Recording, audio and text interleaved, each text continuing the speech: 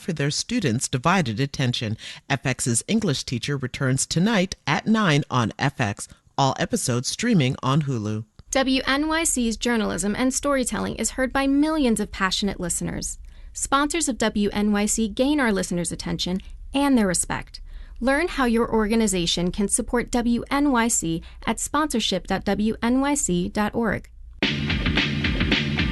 In the new TV series Alien Earth, the year is 2120. Earth's controlled by trillionaires who are using technology in disturbing ways. And it's not clear what's more unsettling, a hostile alien life form or humanity itself. Emmy-nominated actor Timothy Olyphant plays an android with murky intentions, and on the next All of It, he joins us to discuss. I'm Allison Stewart. Join us for All of It, weekdays at noon on WNYC.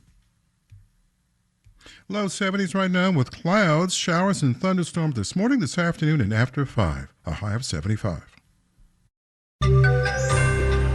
A Trump administration official warns of permanent layoffs if the federal government shuts down next week. Marketplace Morning Report is supported by Schwab. Schwab offers investors choices like full-service wealth management, self-directed investing options, and trading on Thinkorswim. More at schwab.com. And by Avalara, providing cloud-based solutions for businesses to manage property tax compliance. Learn more at avalara.com/property tax.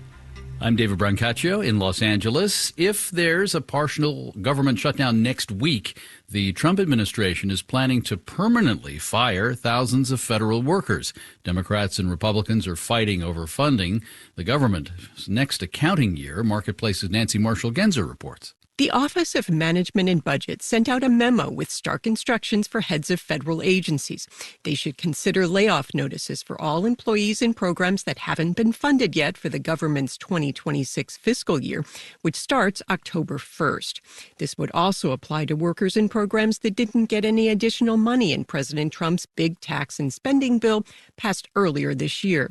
Employees in programs, quote, not consistent with the president's priorities would also have to go. Workers at the Pentagon and ICE would be spared, as would employees doing things that receive mandatory funding, like sending out Social Security checks. In a statement last night, Senate Minority Leader Chuck Schumer said the OMB memo is an attempt at intimidation. The House passed a stopgap bill last week that would fund the government through November 21st, but it failed in the Senate. Democrats want any stopgap funding bill to include things like money for expiring subsidies for people buying health insurance on Obamacare exchanges. Republicans are insisting on what they call a clean bill. I'm Nancy Marshall-Genzer for Marketplace. Argentina's President Javier Milei has thanked the U.S. for its support after the Trump administration moved to financially backstop Milei, a leader seen as a political ally. The U.S. is in negotiations to lend $20 billion to Argentina's central bank and is ready to buy back U.S. debt. The BBC's Ione Wells reports. President Javier Milei's party recently suffered election losses in Buenos Aires province, sparking concern he could face more political trouble ahead of the country's midterm elections in October. The losses raised doubts about the future of his radical cost-cutting program. The currency lost value as investors moved money out of the country. U.S. Treasury Secretary Scott Bessent and Donald Trump have said they are prepared to do what is needed to support Argentina's currency. This has caused some pushback in the U.S., with some Democrats saying it is troubling the president would use emergency funds to inflate the value of a foreign government's currency. The key stock index in Buenos Aires closed up 1.5% yesterday. Here, this morning, S&P and NASDAQ futures are down between 1 and 0.2%. Marketplace Morning Report is supported by Amazon Business, dedicated to helping businesses save time on office tasks and empower leaders with business buying solutions that support teams to focus on growing the business. Learn about smart business buying at amazonbusiness.com. And by Yubico, makers of the YubiKey. YubiKey helps protect important digital applications and services. YubiKey, still undefeated, the original passkey. More at yubico.com. For hundreds of years, Hispanic communities across the Southwest have relied on a network of hand-dug ditches to water their crops and feed their families. But now these traditions are under pressure from a changing climate and dwindling water. The Mountain West News Bureau's Caleb Radel spent time with farmers working to keep alive these historic waterways and the culture they carry. Albuquerque's South Valley is surrounded by brown desert and towering red mesas. But inside this valley, the land is sprouting lush trees and green fields. Here, the Rio Grande River spills into irrigation ditches. They're called acequias and wind through the landscape of this small Hispanic community, carrying rain and snowmelt straight to crops. Farmer Santiago Maestas gestures to the acequia he gets water from. It's totally a gravity-fed system. We don't use machinery as such. No pumps, pipes, or sprinklers. Just flowing water that feeds farmland the old-fashioned way, by flooding it. For decades, Maestas has been doing that, to grow apples, chili, and corn. Our whole community basically is built around the irrigation canals, or ditches, acequias as we call them. But he's worried that's at risk of fading into the past. Spanish colonists began digging these ditches in the 1600s.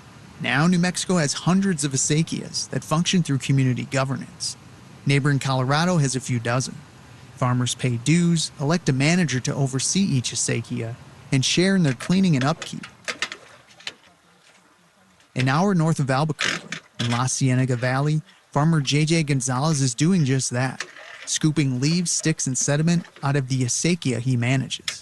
There's always trash falling into the ditch. So this is the stopping point for the debris. Gonzalez is at a head gate, which looks like a metal door set into the ditch that controls how much water is released. He says their water supply this year has been stable so far, but usually we get the rain in the July and August, and it didn't materialize this year. That's been the case most summers in the Southwest. Arizona and New Mexico are currently experiencing the worst drought in 1,200 years.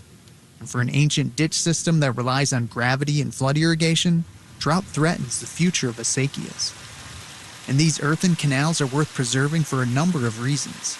Santiago Maestas points to research from New Mexico State University that shows they can hold water for long periods, and their seepage recharges groundwater that eventually returns to the river. The valley's green because of the acequias. Without the acequias, the valley would be just as dry as the mesas that surround us.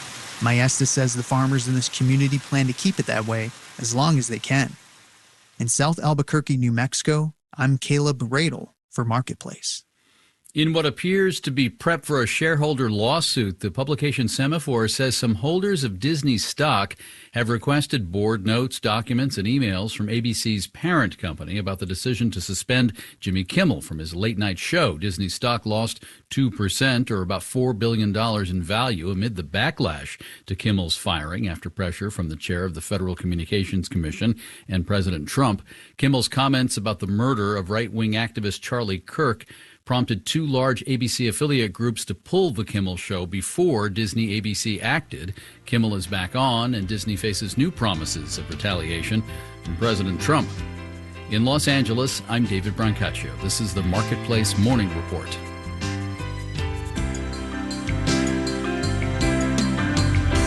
From APM, American Public Media. WNYC